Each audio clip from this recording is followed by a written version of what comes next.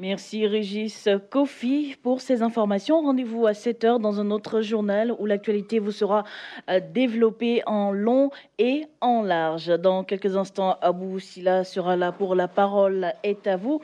Et il est donc là. Et donc, Abou Silla, bonjour à vous et bienvenue. Awa Touré, bonjour. Madame, Messieurs, bonjour. Voici le sujet après le pont ferroviaire à l'entrée de Dimokro.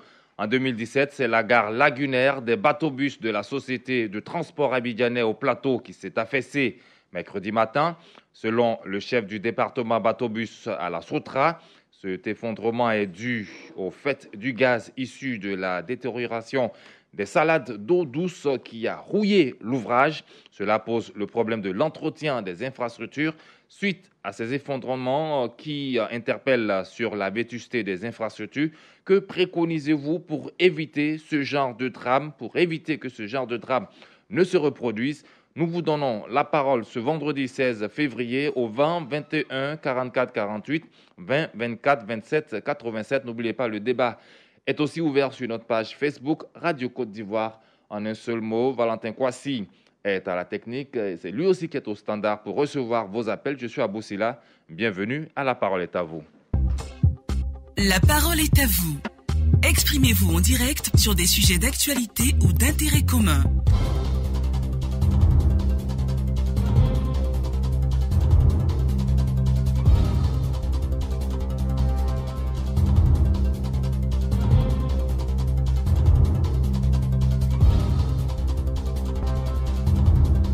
Avant vos interventions au 20 21 44 48, on va faire un tour sur notre page Facebook. Vous êtes nombreux à réagir sur la toile. Bertin Tola depuis Brobo. La vétusté des infrastructures dans notre pays est une réalité. C'est bien et même très bien de construire de nouvelles infrastructures dans les domaines, mais nos autorités ne doivent pas oublier de réhabiliter et d'entretenir celles déjà existantes. Koulibaly Temoko nous dit c'est bien triste cette situation, mais je pense qu'il faut penser à la construction de nouvelles infrastructures. À la suite de cela, il faut également voter un budget de réparation de certaines infrastructures parce que tout n'est pas aussi à refaire. Je préconise qu'il faut confier la question et la gestion de ces infrastructures à des structures dont l'expertise n'est plus à démontrer, de sorte à prévenir les éventuels dangers. Retour, sinon on fait maintenant un tour au standard. Daouda Kourouma nous appelle d'Adjamé. Bonjour Daouda. Daouda Kourouma. Oui, bonjour, c'est M. Silla. Comment vous allez? Oui, bonjour monsieur. Oui, comment vous allez? Oui, bonjour. C'est M. Daouda Kourouma de Zion, à Adjamé Mirador. D'accord. Alors, que préconisez-vous pour éviter ce genre de situation? Moi, je pense que c'est une pratique qui a été faite depuis très longtemps. Valentin, est-ce qu'on peut voir avec la ligne téléphonique? Je pense que la liaison n'est pas bonne du tout avec Daouda Kouroba. Essayez de nous rappeler, Daouda, on continue avec nos amis de la toile, Roger Nyanzou. Il faut qu'on apprenne en Côte d'Ivoire à entretenir, réhabiliter tout ce qui a été construit avant, car ne dit-on pas que l'administration est une continuité des maisons coloniales à Grand Bassam, aux effondrements des ponts de Dimokro et des bateaux. Tout se passe comme si construire de nouvelles infrastructures était prioritaire par rapport à l'amélioration simple et moins coûteuse de ce qui existe déjà, qui ont besoin d'une simple amélioration. Pour le cas de l'effondrement de la gare au bateau-bus, il faut diligenter une enquête pour épingler ces nouveaux bateaux qui bien souvent utilisent ces espaces trop rapprochés de la Sotra. La seule raison des feuilles, des salades d'eau douce qui envahissent la lagune ébriée me paraît peu convaincante. Retour au standard 20 21 44 48. Nguessan Maxime nous appelle de Fakobli. Maxime, bonjour. Bonjour, monsieur. Alors vous, que proposez-vous? Bon, moi, ce que je tiens à proposer, il faudrait que nous sachions qu'en Côte d'Ivoire, nous réalisons des infrastructures. Voilà, aujourd'hui, nous sommes tous étonnés qu'il y a affaissement de la gare de la Sotra. Mais qu'est-ce qu'on faisait par le passé? Aujourd'hui, il y a des infrastructures qui ont été réalisées depuis longtemps, mais il n'y a pas d'entretien. C'est quand le drame survient et que nous en faisons cas et que tout le monde en parle.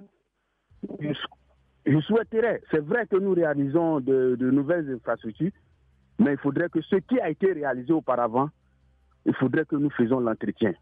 C'est en cela que la Côte d'Ivoire au moins gagnera. Sinon, il ne suffit pas de réaliser et de ne pas faire l'entretien. Sinon, à chaque fois,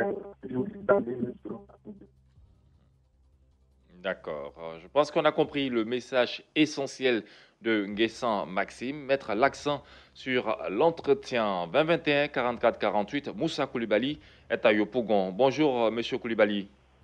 Bonjour, monsieur Aboussila. Alors, vous avez des solutions. Oui. Que proposez-vous? Oui, on a tous suivi avec beaucoup d'intérêt le développement du chef d'entretien des quais au niveau de la Sotra qui a fait l'état des lieux de ce qui a pu se produire. Mais au-delà de cela, on comprend que ça pose le réel problème d'entretien des infrastructures au niveau de la Sotra. Parce que c'est pas la Sotra seulement, hein, c'est juste un exemple qu'on prend, mais il y a encore d'autres structures ou bien d'autres infrastructures, je dirais, qui souffrent de manque d'entretien, comme vous le dites.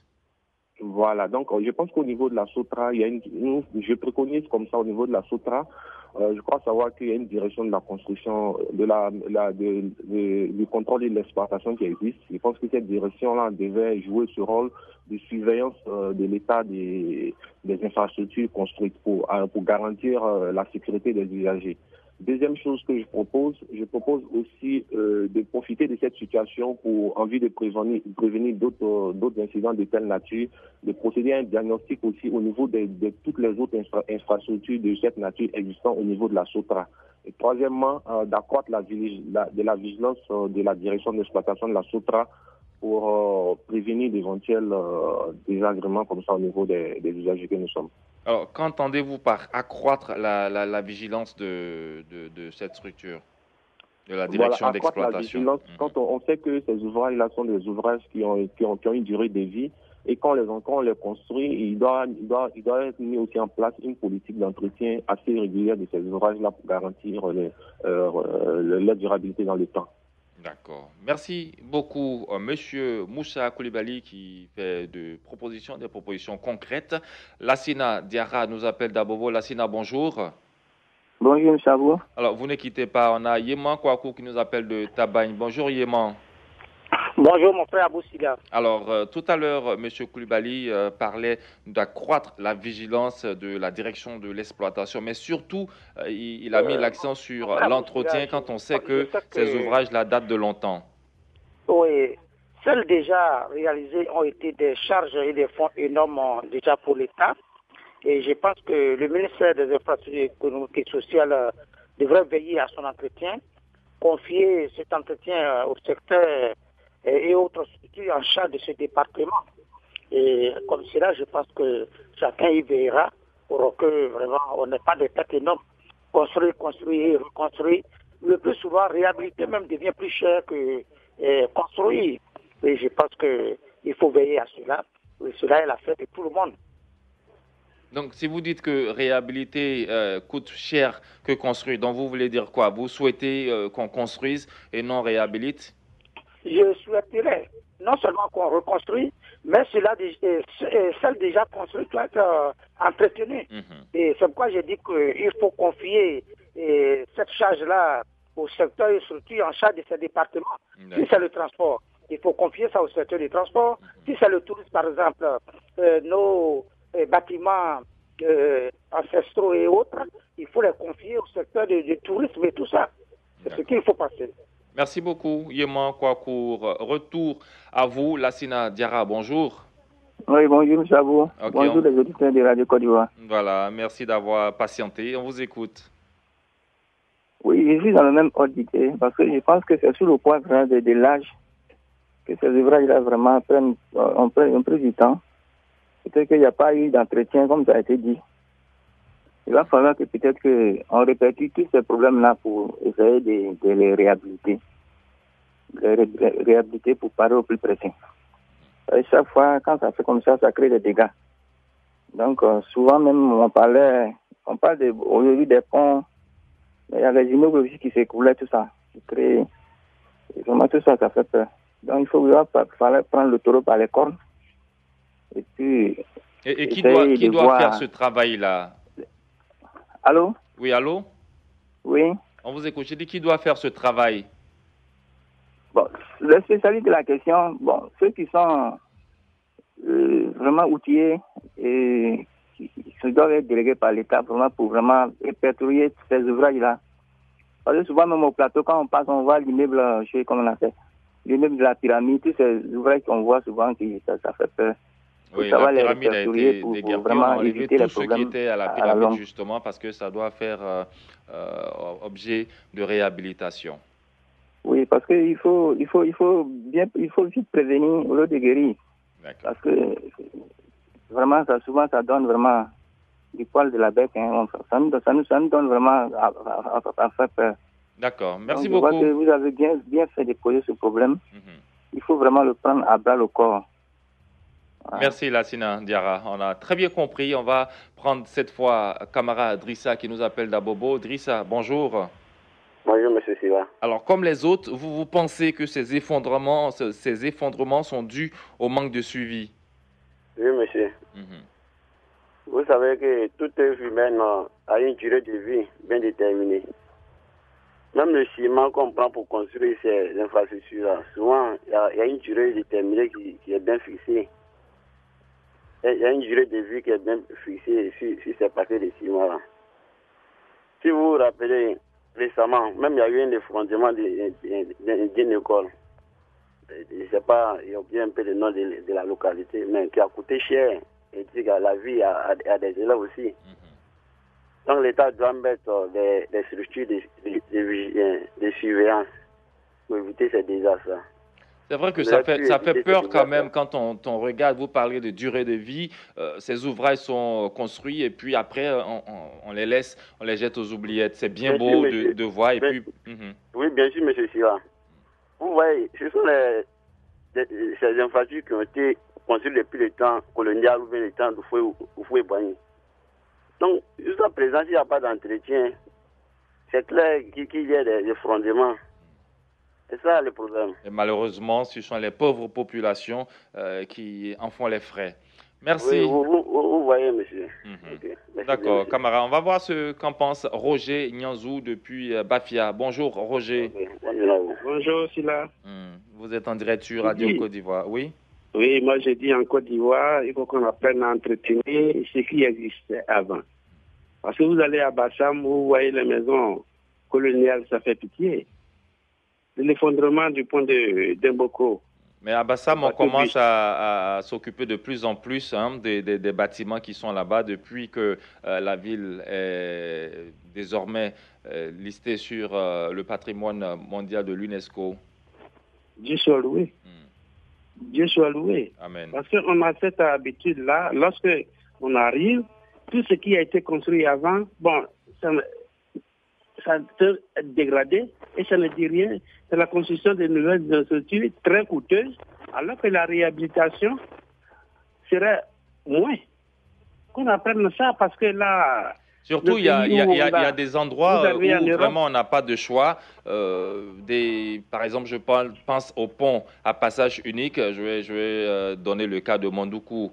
Par exemple, le pont qui relie ce petit village-là est vraiment dans un état piteux aujourd'hui et c'est vraiment difficile de pratiquer ce pont-là. Et il y en a plusieurs comme ça à travers le pays.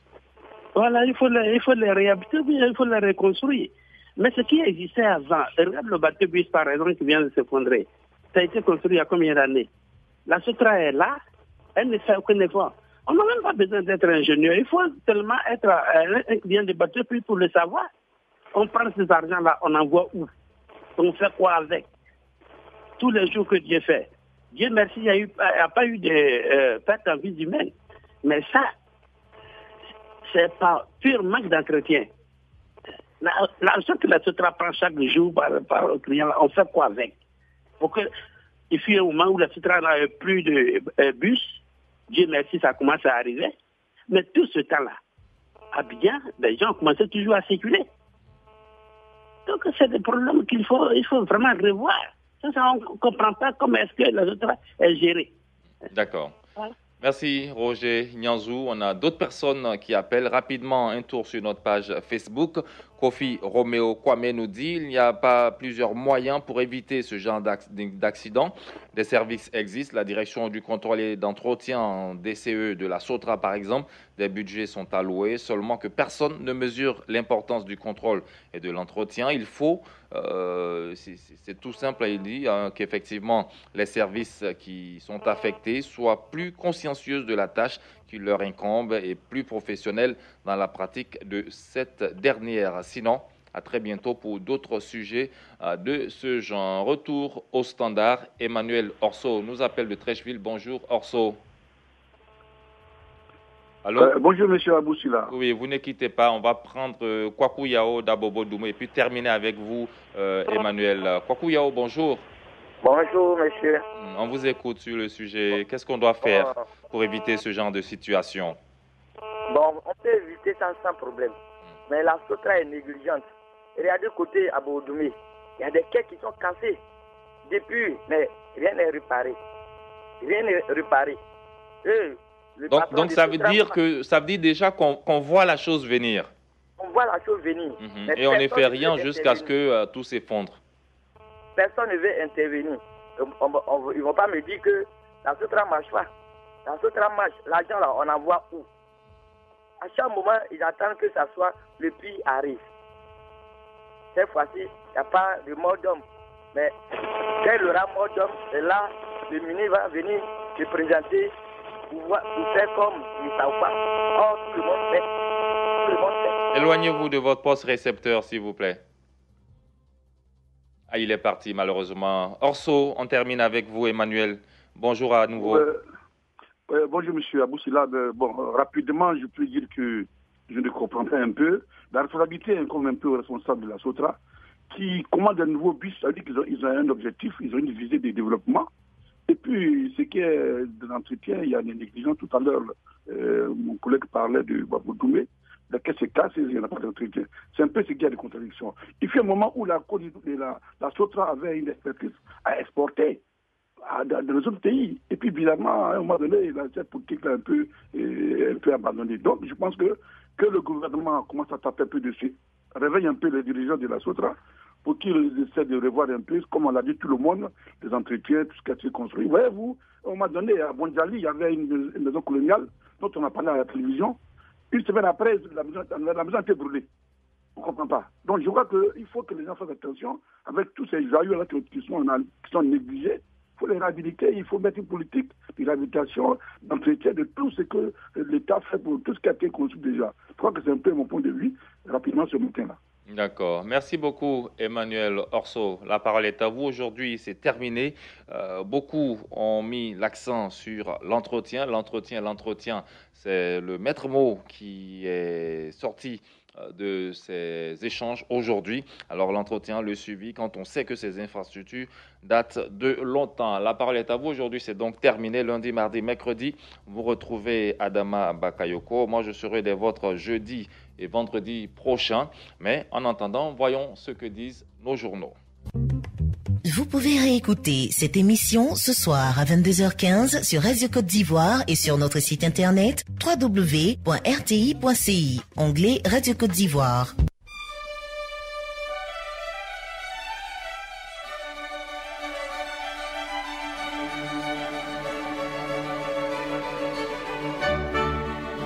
La revue des titres.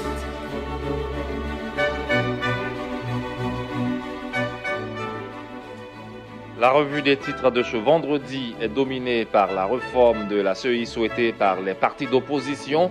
Fraternité Matin qui en parle s'intéresse d'abord à sa grande U, à sa grande une à industrialisation, gouvernance, services sociaux de base. Le gouvernement accélère la cadence, nous dit le quotidien pro-gouvernemental qui, comme je l'ai indiqué tantôt, s'intéresse à la commission électorale indépendante et barre.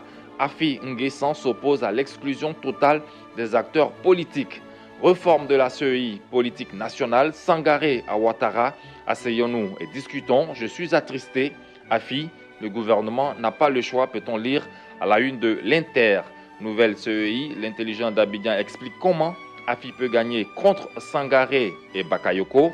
La réaction du Premier ministre dans ce journal, Amadou Gon Coulibaly, indique que la CEI actuelle est le fruit d'un consensus des partis politiques. Le quotidien Le Temps nous apprend que la France dépêche un émissaire à la conférence de Sangaré qui dit que cela l'honore beaucoup. Autre chose qui marque le centre d'intérêt parti unifié avant les élections locales, la machine est lancée, elle ne reculera pas, barre le patriote à sa une.